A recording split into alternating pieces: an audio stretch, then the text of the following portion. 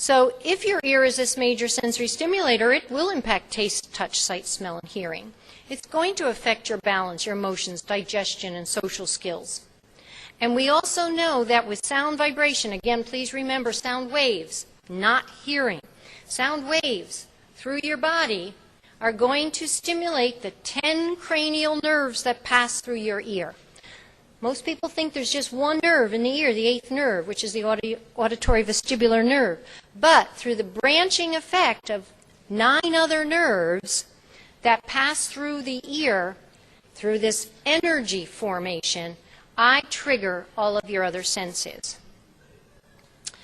For me, it's not the sound energy patterns that are going to determine the change. Neither is it going to be the symptoms, the disabilities, and the challenges are, being what I'm going to address. I look at the whole person as this energy, as a responsiveness to sound. So when I look at how those responses can be changed or how they are demonstrated, I go back to the tree. So from the root system, which again is your sense of hearing, I'm going to see that one type only at this level, of hypersensitivity to sound. And I will see very often a decrease, hyporesponsiveness to sound. What happens is the person can no longer tune out sound. In some cases, they're tuning in too much sound. So some people will say, oh my gosh, he's just complaining even more now. What's going on? Well, it's because you're telling me that there's other responses as hypersensitivities of the other 3 possibilities to sound, and you have to address those as well. I once, because I work so much with adults, what's nice is they give me feedback that the nonverbal kids can't. So one woman came and says, oh my gosh, I can't tune out this sound. I'm hearing the birds every morning. I'm hearing this. Oh my goodness, that wanes. As your body begins to integrate and use the new information, you balance that. So we very often go overboard while we're bringing in the new response, and then the body goes down on the undercycle of a cycle until you get to a balanced position. So as a result of that, you'll then have better reception of sound input. The part that I really love about this level is that we see improved sense of self. It's really nice. A person begins to understand more about who they are, and what they're bringing in, and thereby also increasing more, social. This type of a therapy, as I said, is generically called auditory integration training. It's a 10-day program that you listen for 2 times a day. We use special music and equipment to stimulate the muscle in the middle ear. We use very little other sensory information for this type of a therapy because we want it to be strictly moving to help the reception of sound. And if we include other types of sensory stimulation, it's not going to be the full benefit. So it's the type of therapy you should not be eating or drinking because, believe it or not, if you eat or drink while you do this, you are stimulating the same muscle that we're trying to retrain. And so that doesn't maximize your changes. I really limit how much sensory input we do with this. So if you wind up doing it at your house, just know that. We go through that with people so they understand that part. Very little sensory.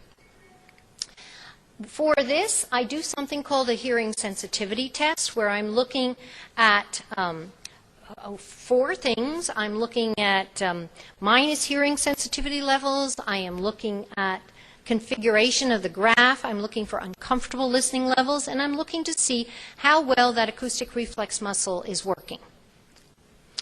And this is the result of my first study of 259 subjects, and I've repeated that 3 times in order to make sure I was getting it correct, and it always ranged anywhere from 89 to 91%, may change from excessively overuse of the acoustic reflex muscle to normal, and 8%, because we typically don't finalize things until 3 months later, 8% made a change almost to normal immediately after, and then they changed at the end of 3 months.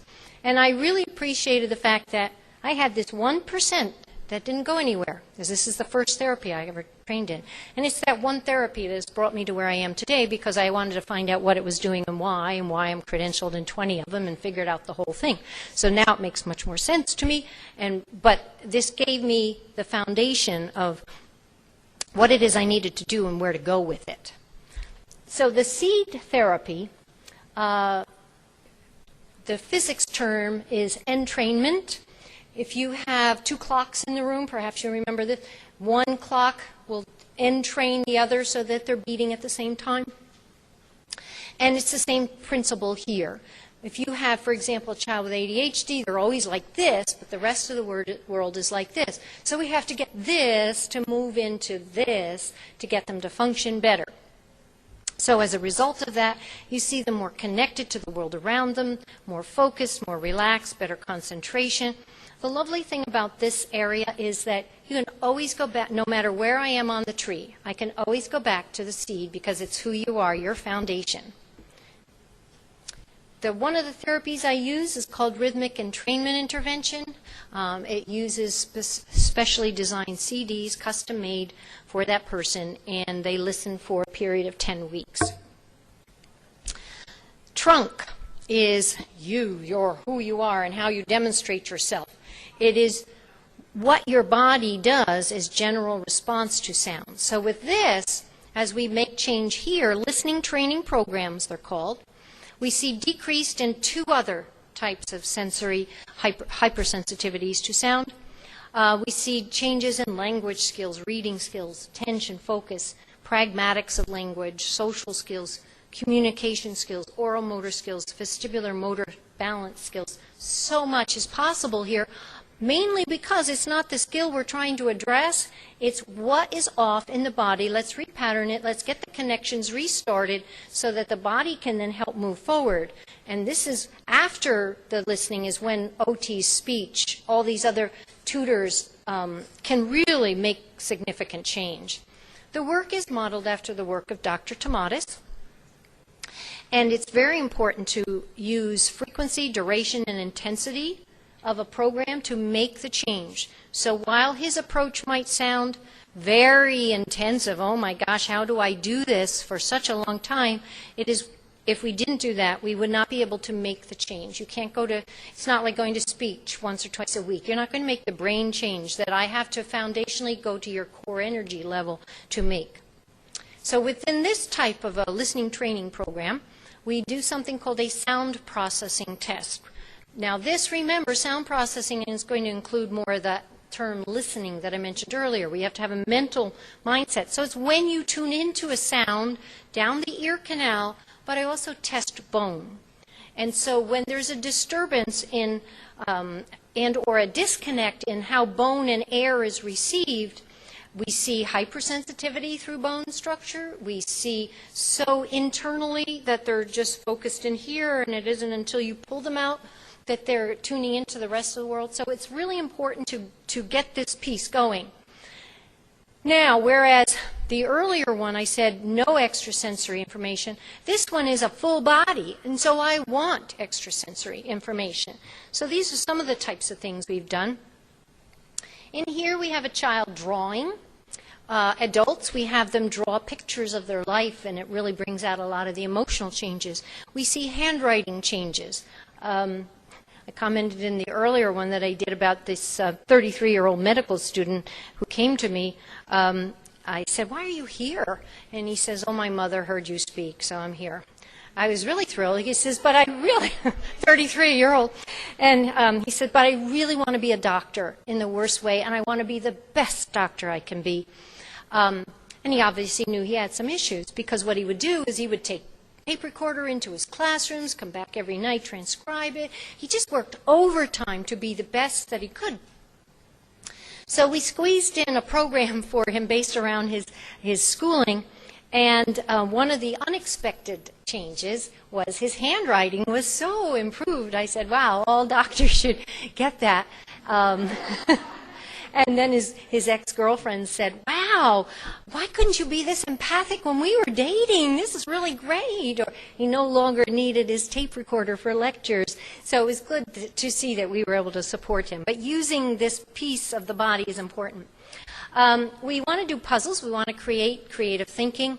But I also put this one in here. This little boy was probably one of my most significant changes of ever working with someone. I started with him here at 2 years, 2 months. He was a head-banging autistic child who used to wear a helmet for safety and only had about 3 or 4 words in his vocabulary. And his mother heard me present at an autism support group, and as a part of that, she said, I'm just here to support the group. My child doesn't need what you're doing, and I have to go coach soccer, so I'm leaving before you're done. Just wanted you to know. I said, well, thanks for telling me, but I noticed by the end of my presentation she hadn't left yet. So I finished the presentation. She jumped up and she says, oh, my gosh, you are exactly what I need. I'm calling you tomorrow. Well, one thing I loved about this mom, as you could have guessed from her initial conversation, is she was out to prove me wrong. So she kept copious notes, details, logs, everything you could think of. And so he went on to become one of Temple Grandin's most improved students of the year. I think it was 2004. Because by the time he was in kindergarten, he no longer